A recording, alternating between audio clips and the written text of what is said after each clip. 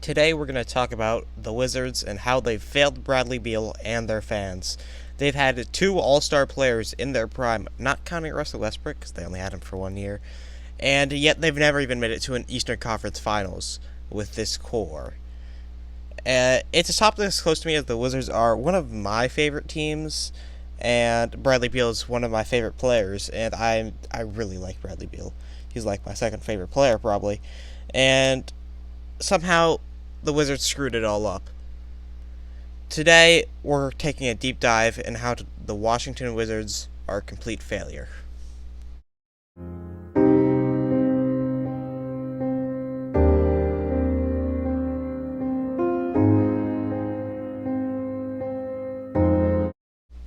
We start on draft night in 2010, where the Wizards have landed the first overall pick, and they decided to use it to draft a point guard named John Wall from the University of Kentucky.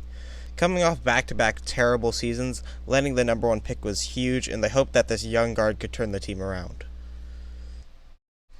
Unfortunately, the next season didn't go too well. They finished 23-59, even with John Wall playing very well, averaging 16 points and 8 assists per game, which is very good for a rookie, and the future looked pretty bright for them as they went into the 2011 offseason. In the 2011 offseason, they didn't make many moves besides getting role players and such, but they did land the 6th overall pick, and they drafted an international power forward named Jan Vesely. The next season didn't go too well. They started 2-15, and then they decided to fire their coach Flip Saunders and hired new coach Randy Whitman. And they finished the season 18-31, so decent, not great, still pretty bad. But they had young players, and they didn't. John Wall, at least, didn't improve much. He averaged 16 points and 8 assists per game again. And Jan Vesely just didn't play too well. But at least they'd have a good pick. The 2012 draft went great for the Wizards. They drafted Bradley Beal, the main topic of this video, and Thomas Satoransky, a solid backup point guard. Beal on draft night was a great guard coming out of Florida. He had high upside, and it was going to be interesting to see what he could do. The next season, despite having so many young players, wasn't the greatest. Beal ended up getting injured at the end of the season, and Wall ended up getting injured at the start of the season, and they were under 30 wins again with a 29-53 season. It was a season of development and chemistry building. Even with John Wall's injury, he did improve, averaging 18 points and 8 assists, and Beal averaged 14 points and the foul once again. It's Kobe. In the 2013 draft, they got the 3rd overall pick, picking Otto Porter, a small forward from Georgetown. They also traded for Marcin Gortat from the Suns, and they extended John Wall with a 5-year, $80 million deal. The next season came with major improvements, and I mean huge. They went 44-38 and made the playoffs, with their stars Bradley Beal and John Wall having extremely good seasons. Wall had 19 points and 9 assists, and Beal ended up averaging 17 points, and John Wall got named to his first All-Star game. It was very clear that they were a team on the rise. They had lots of young talent. So, they landed the 5th seed in the playoffs, and they would go on to face the 4-seed Bulls. So, against the 4-seed Bulls, they matched off in Game 1 in Chicago. They had a good game, and they won it easily. Then, Game 2 was a bit harder, but they were managed to pull out a win as it went to overtime, and Bradley Beal put up 26 points. Game 3 was a nail-biter, which they lost by 3, with Bradley Beal leading the team in points again, showing that in just his second year, he was already just incredible. Game 4 and 5 both went in the Wizards' favor to send them to Indiana to face the number 1 seed Paul George Pacers for what was going to be an interesting series. Went to the Wizards with Bradley Beal leading the team in scoring, but the next 3 games all went to the Pacers, which set up for a do-or-die Game 5. and the Wizards absolutely destroyed the Pacers in Game 5, with Marcin Gortat scoring 31 points and having 16 rebounds. Game 6, they ended up losing. But it was very promising to make it to the second round with such a young core. I mean, they were so close to the Eastern Conference Finals. They'd definitely be back here. Not much happened in the 2014 offseason. They re-signed some players. They lost a couple good players like Trevor Ariza, and they made a couple small signings like a very old Paul Pierce. But overall, things were looking up for this young Wizards team. The next season was much of the same with a bit of improvement, going 46-36. John Wall was an all-star yet again, and they got the 5th seed and went to Toronto to face the 4-seed Raptors, led by another great backcourt in Kyle Lowry and DeMar DeRozan. The first game went into overtime, but the Wizards managed to pull it out with a great 20-point performance from Paul Pierce. The next few games weren't so close. They all went to the Wizards, as the Wizards ended up sweeping the Raptors. Their next matchup was against the 1-seed Hawks, led by a solid core of players, including guys like Paul Millsap, Kyle Korver, Al Horford, and Jeff Teague. But Game 1 went to the Wizards with great performances from John Wall and Bradley Beal. Bradley Beal having 28 points, Wall having 13 assists. Game 2 went to the Hawks with a good performance from Jeff Teague and Al Horford. Game 3 was a close matchup decided by 2 points, but it ended up going in the Wizards' favor. Unfortunately, the Wizards lost the next 3, even with great performances from Bradley Beal in each one as he led the team in scoring every single game. The next offseason, they made a couple moves, including drafting Jerian Grant and swapping for Kelly Oubre from the Suns. The next season didn't go the best. Bradley Beal played his career low in games, and they were 23-28 going into the All-Star break. John Wall was an All-Star yet again. Then after the All-Star break, they acquired Markieff Morris and got back to 500 before a small Bradley Beal injury broke their momentum and dashed their playoff hopes.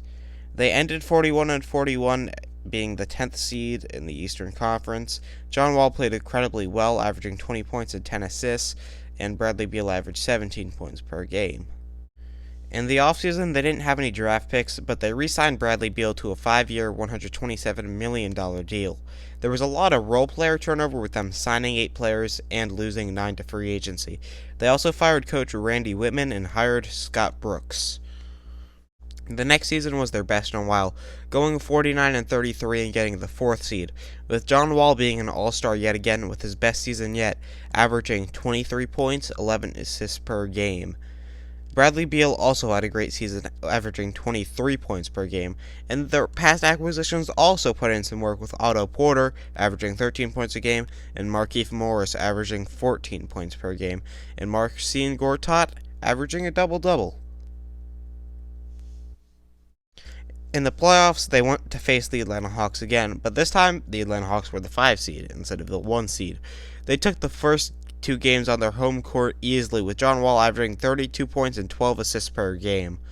They lost the next 2 on Atlanta's court both by double digits, even with good performances by Beal and Wall. In a critical Game 5, they won with 27 points from Beal and 14 assists from Wall. They went into a Game 6 with a chance to win the series, and John Wall definitely realized and wanted to end that series because he decided to drop 42 points as the Wizards went on to the second round. They set up a date with the number 1 seed Boston Celtics, led by Isaiah Thomas, but not the Hall of Famer, the short one. I guess they're both short. But unfortunately, they lost game 1, even with John Wall having 16 assists.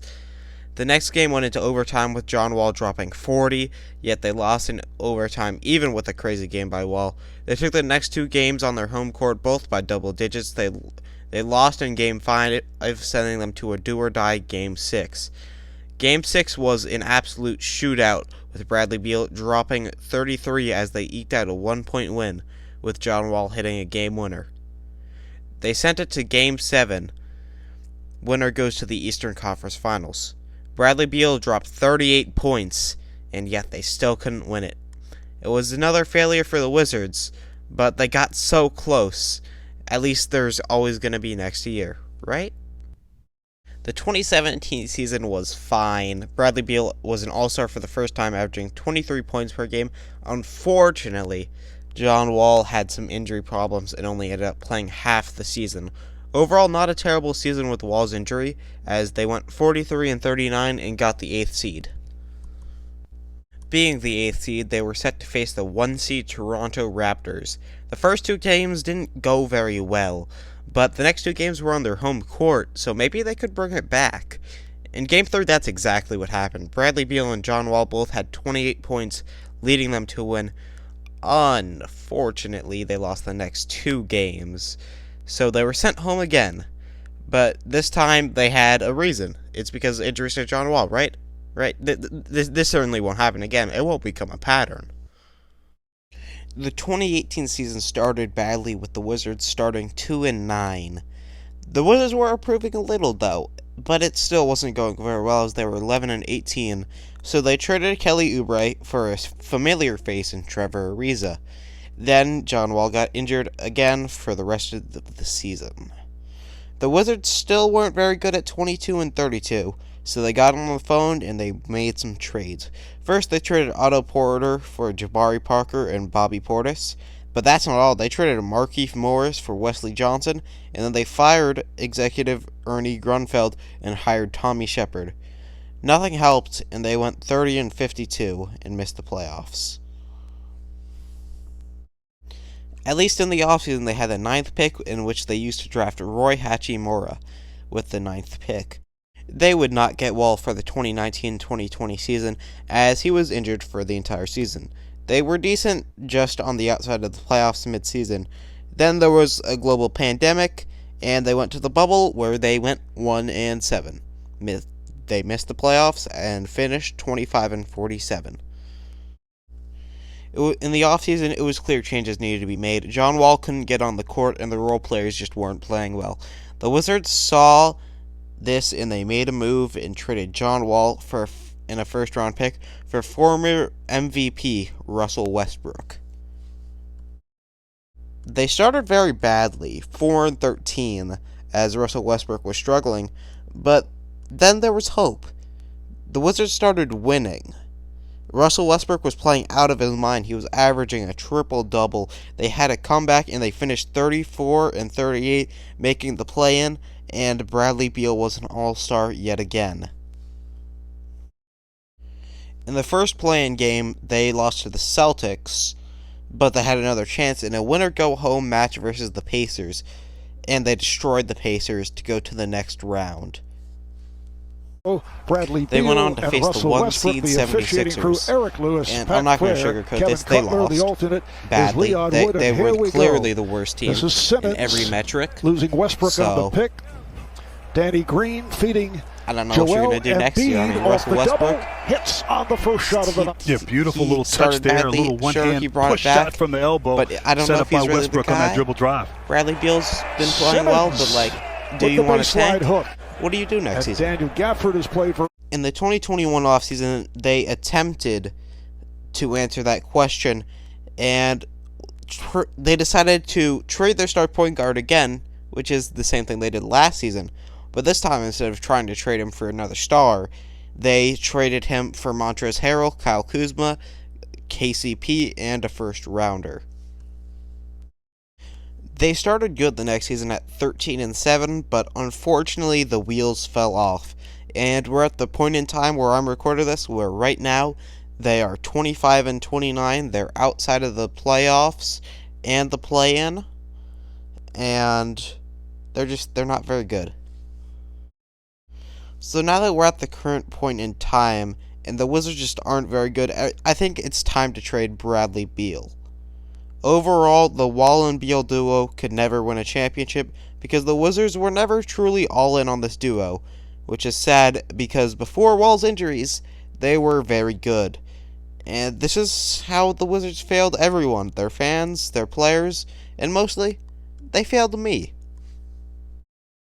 Side note, I'm recording this after I recorded the rest of the video. The Wizards just traded for Kristaps Porzingis from the Mavericks. I don't know what they think that's gonna do. I mean, it seems like they're just kind of swapping bad contracts, but at the same time, like, they really should be trying to rebuild for the future. This trade kind of perplexes me, and I'm gonna go over it in a trade deadline video on my second channel, so stay tuned for that, I guess.